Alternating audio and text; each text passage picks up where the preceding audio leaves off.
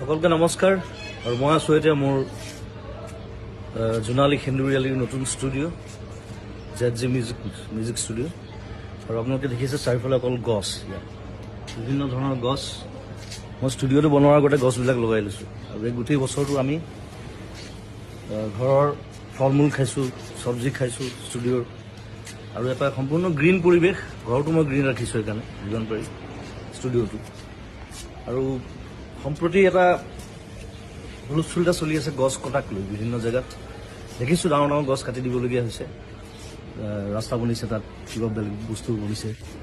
গতিকে আৰু চৰকাৰে কৈছে যে আমি গছ কাটিছোঁ যদিও আমি বিভিন্ন ঠাইত গছ ৰুইছোঁ তাক বেলেঞ্চ কৰিবৰ কাৰণে। কিন্তু এতিয়া কিছুমান জেগা আছে, যেনে ৰিচেণ্টলি যিটো হুলস্থুল চলি আছে দীঘলী পুখুৰীৰ সেই পুৰণা গছখিনিক লৈ পেলাই। এতিয়া সেই গছখিনি হৈছে গোটেই দীঘলী পুখুৰীটোৰ সৌন্দৰ্য।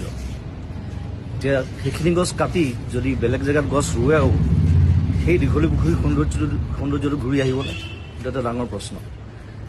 ৰিচেণ্টলি দেখিলোঁ আগৰতলাত পুৰণা গছ নাকাটিবৰ কাৰণে ফ্লাইঅভাৰৰ পেটাৰ্ণ সলনি কৰা হৈছে। গতিকে সেইটো বস্তু আমাৰ ইয়াতো সম্ভৱ মই ভাবোঁ। গতিকে মই চৰকাৰক আবেদন জনাইছোঁ যে যদি কিবা অপশ্যন আছে তেওঁলোকে সেই অপশ্যন গ্ৰহণ কৰক, যাতে সেই গছকেইজোপা দীঘলী পুখুৰী আমি বচাব পাৰোঁ। সেইটো মোৰ ফালৰ পৰা অনুৰোধ, সমগ্ৰ অসমবাসীৰ ফালৰ পৰা অনুৰোধ। আৰু ধন্যবাদ জনাইছোঁ সকলোকে। আৰু এই যিটো আমাৰ বিপ্লৱ চলিছে গছ সংৰক্ষণ, গছ বচোৱাৰ, তাত সকলোৱে সহযোগ কৰক। ধন্যবাদ, থেংক ইউ, বাই বাই।